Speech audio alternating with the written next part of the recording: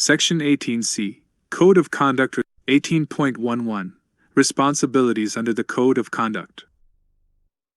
The Code of Conduct is a moral code designed to provide U.S. military personnel with a standard of conduct that all members are expected to measure up to.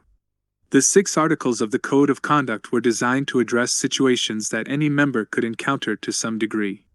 It includes basic information useful to prisoners of war to help them survive honorably while resisting captors' efforts to exploit them. It is also applicable to service members subject to other hostile detention, such as hostage scenarios. Survival and resistance in hostile situations require knowledge and understanding of the 6 articles.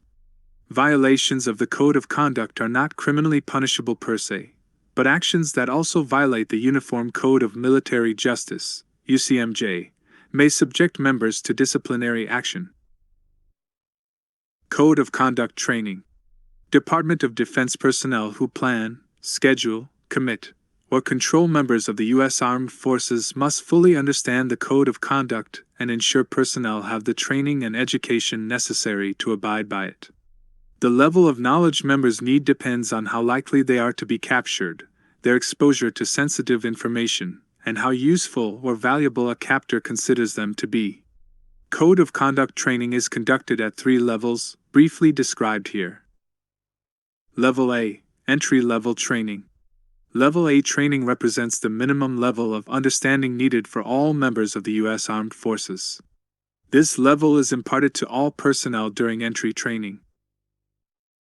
Level B, Training after Assumption of Duty Eligibility. Level B training is an enhanced version of training from Level A. It is the minimum level of understanding needed for service members whose military jobs, specialties, or assignments entail moderate risk of capture, such as members of ground combat units. Training is conducted for such service members as soon as their assumption of duty makes them eligible.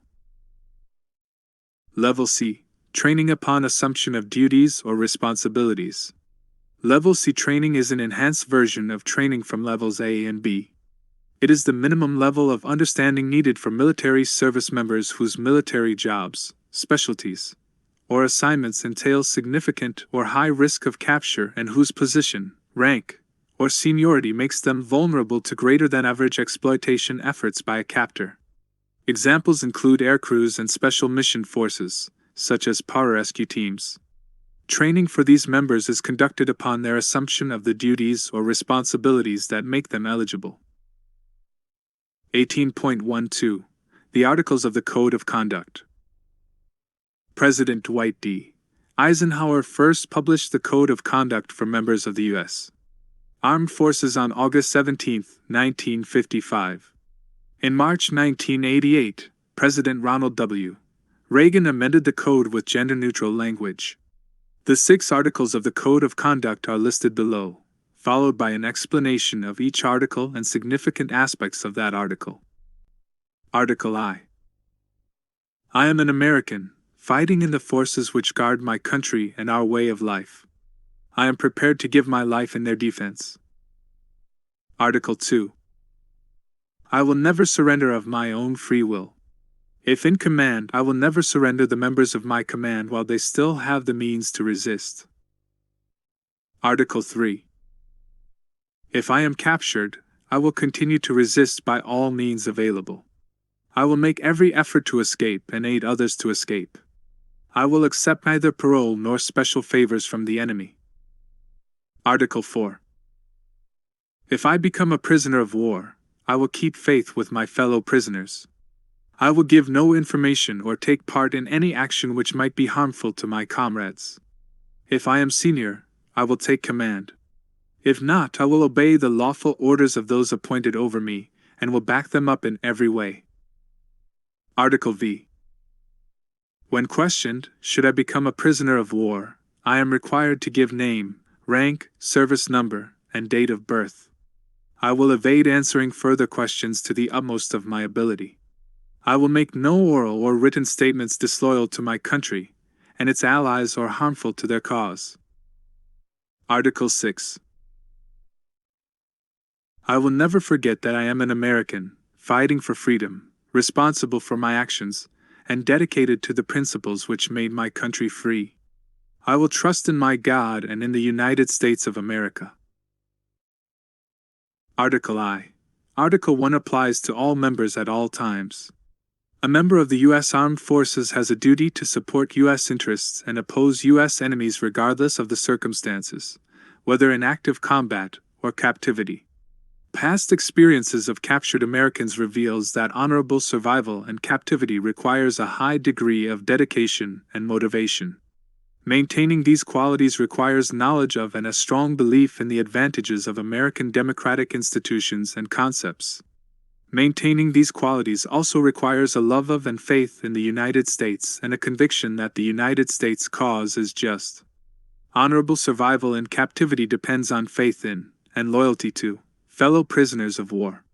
Note: possessing the dedication and motivation fostered by such beliefs and trust may help prisoners of war survive long, stressful periods of captivity, and has helped many return to their country and families with their honor and self-esteem intact.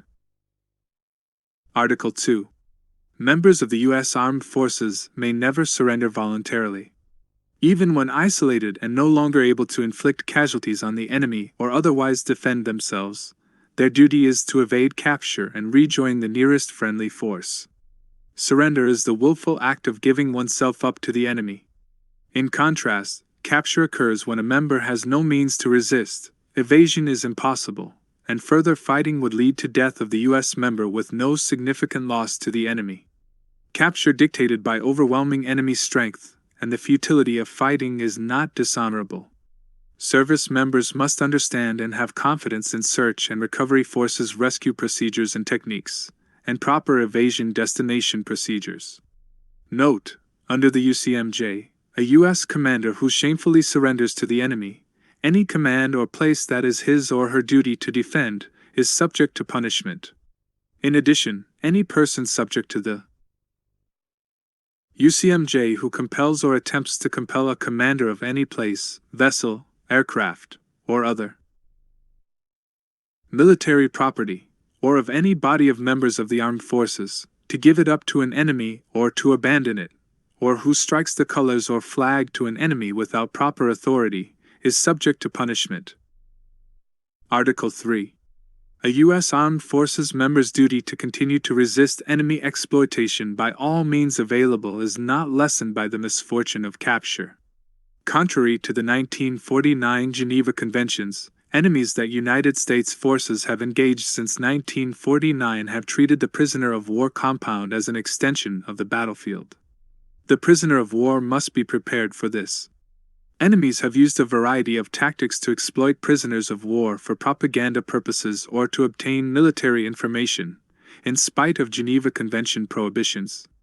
Physical and mental harassment, general mistreatment, torture, medical neglect, and political indoctrination have all been used, and the enemy has tried to tempt prisoners of war to accept special favors or privileges in return for statements or information, or for a pledge by the prisoner of war not to attempt escape. A prisoner of war must not seek special privileges or accept special favors at the expense of fellow prisoners of war. Under the guidance and supervision of the senior military person, the prisoner of war must be prepared to take advantage of escape opportunities. In communal detention, the welfare of the prisoners of war who remain behind must be considered. Additionally, prisoners of war should not sign or enter into a parole agreement. Parole agreements are promises the prisoners of war make to the captor to fulfill stated conditions, such as not to bear arms, in exchange for special privileges, such as release or lessened restraint. Members should understand that captivity involves continuous control by a captor who may attempt to use the prisoner of war as a source of information for political purposes or as a potential subject for political indoctrination. Members must familiarize themselves with prisoner of war and captor rights and obligations under the Geneva Conventions, understanding that some captors have accused prisoners of war of being war criminals simply because they waged war against them.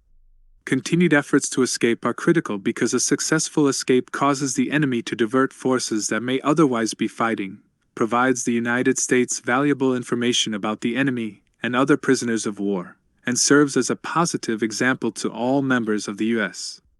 Armed Forces. Article 4. Officers and enlisted members continue to carry out their responsibilities and exercise authority in captivity. Informing, or any other action detrimental to a fellow prisoner of war, is despicable and expressly forbidden. Prisoners of war must avoid helping the enemy identify fellow prisoners of war who may have valuable knowledge to the enemy.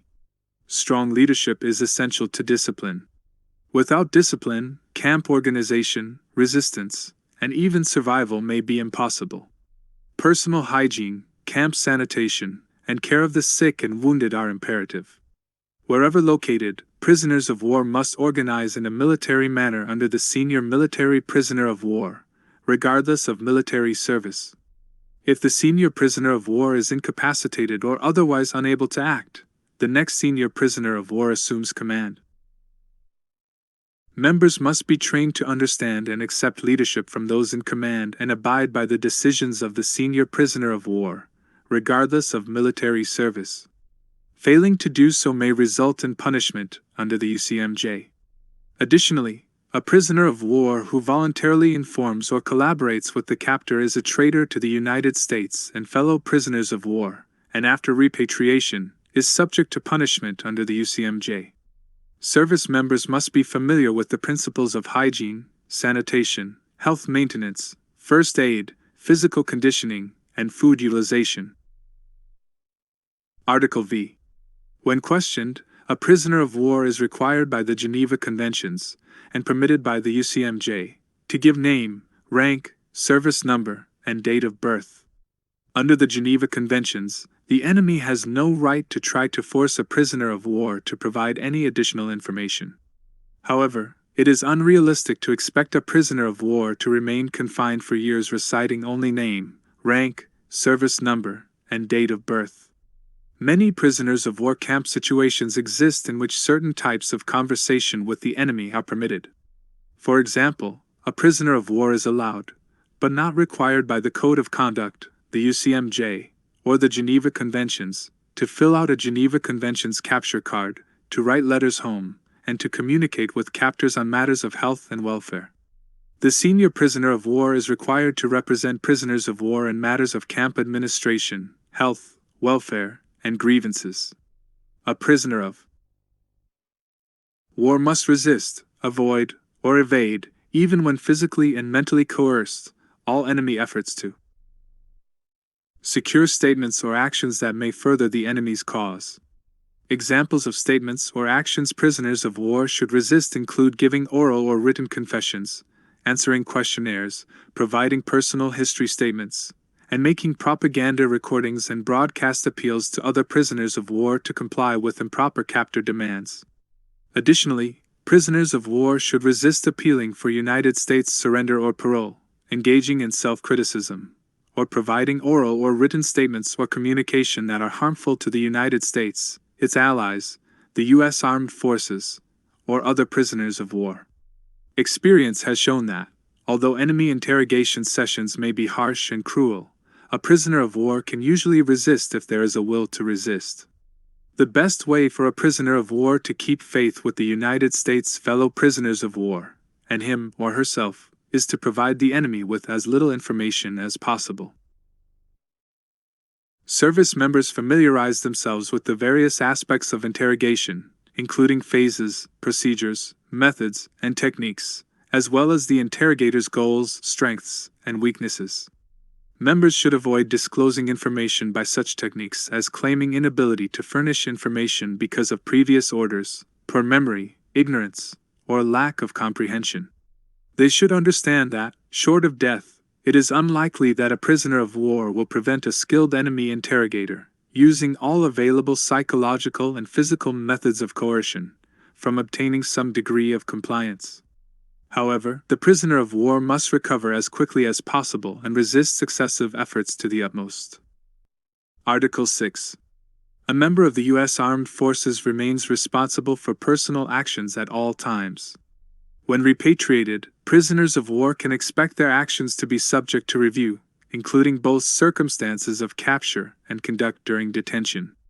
The purpose of such a review is to recognize meritorious performance and, if necessary, investigate any allegations of misconduct. Such reviews are conducted with due regard for the rights of the individual and consideration for the conditions of captivity. Members should understand the difference between the Code of Conduct as a moral code and the UCMJ as a legal code. Members should understand that failure to follow the Code of Conduct could ultimately lead them to commit misconduct punishable under the UCMJ. Members should also understand that the U.S. government will use every available means to establish contact with prisoners of war, to support them, and to obtain their release. Furthermore, U.S. laws provide for the support and care of dependents of the U.S. Armed forces, including prisoners of war family members. Military members must ensure their personal affairs and family matters are up to date at all times. Note: no United States prisoner of war will be forgotten. Every available means will be employed to establish contact with, support, and obtain the release of all our U.S. prisoners of war. 18.13. Detention of U.S. military personnel in operations other than war. U.S. military personnel isolated from U.S. control are still required to do everything in their power to follow Department of Defense and USAF policy and survive with honor. Basic protections available to prisoners of war under the Geneva Conventions may not be adhered to during operations other than war. Thus, personnel detained may be subject to the domestic criminal laws of the detaining nation. These personnel should use the Code of Conduct as a moral guide to assist them to uphold the ideals of Department of Defense policy and survive their ordeal with honor. Rationale: because of their wide range of activities, U.S. military personnel are subject to detention by unfriendly governments or captivity by terrorist groups. When a hostile government or terrorist group detains or captures U.S. military personnel, the captor is often attempting to exploit both the individual and the U.S. government for its own purposes. As history has shown, exploitation can take many forms, such as hostage confessions to crimes never committed, international news media exploitation, and substantial ransom demands, all of which can lead to increased credibility and support for the detainer. Responsibility: U.S. military personnel detained by unfriendly governments or held hostage by a terrorist group must do everything in their power to survive with honor. Furthermore, whether United States military personnel are detained or held hostage, they can be sure the U.S. government will make every effort to obtain their release.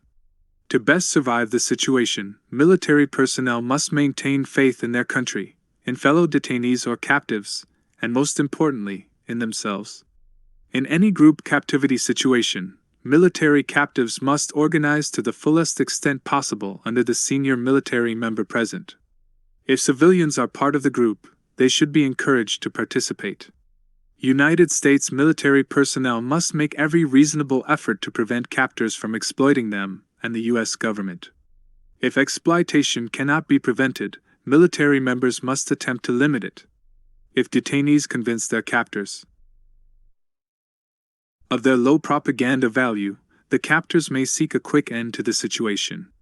When a detention or hostage situation ends, military members who can honestly say they did their utmost to resist exploitation will have upheld Department of Defense policy, the founding principles of the United States, and the highest traditions of military service.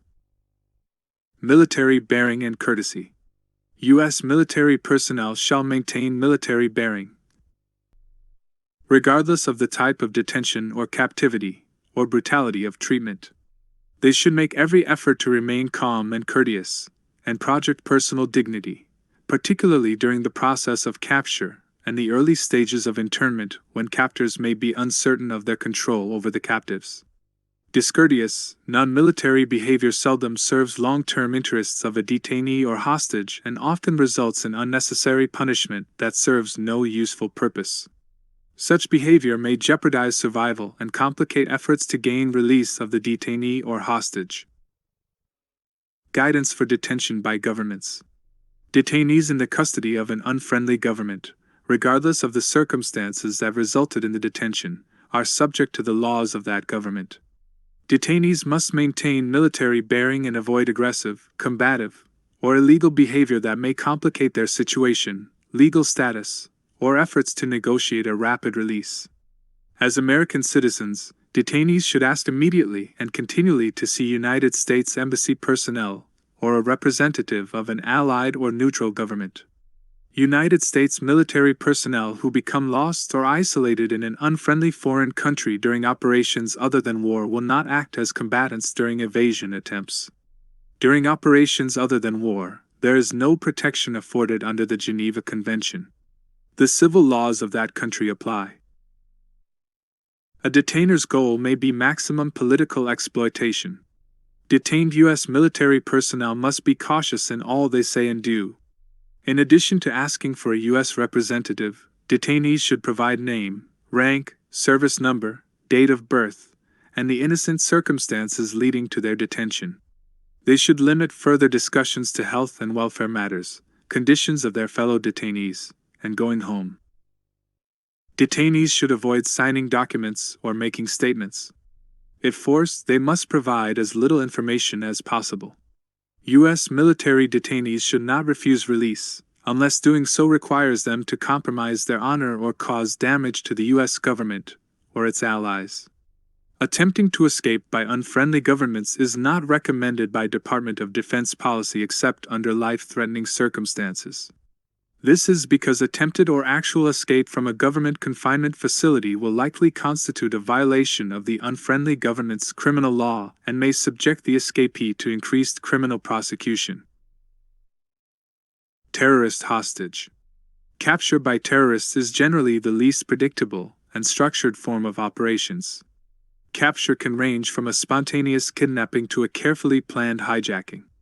In either situation, hostages play an important role in determining their own fate because terrorists rarely expect to receive rewards for providing good treatment or releasing victims unharmed. U.S. military members should assume their captors are genuine terrorists when it is unclear if they are surrogates of a government. A terrorist hostage situation is more volatile than a government detention, so members must take steps to lessen the chance of a terrorist indiscriminately killing hostages. In such a situation, Department of Defense policy accepts and promotes efforts to establish rapport between United States hostages and the terrorists to establish themselves as people in the terrorist's mind, rather than a stereotypical symbol of a country the terrorist may hate. Department of Defense policy recommends U.S. personnel stay away from topics that could inflame terrorist sensibilities, such as their cause, politics, or religion. Listening can be vitally important when survival is at stake. Members should not argue, patronize, or debate issues with the captors. During rescue attempts, hostages should take cover, remain stationary when practicable, and not attempt to help rescuers. Hostages may experience rough handling from the rescuers until the rescuers separate the terrorists from the hostages.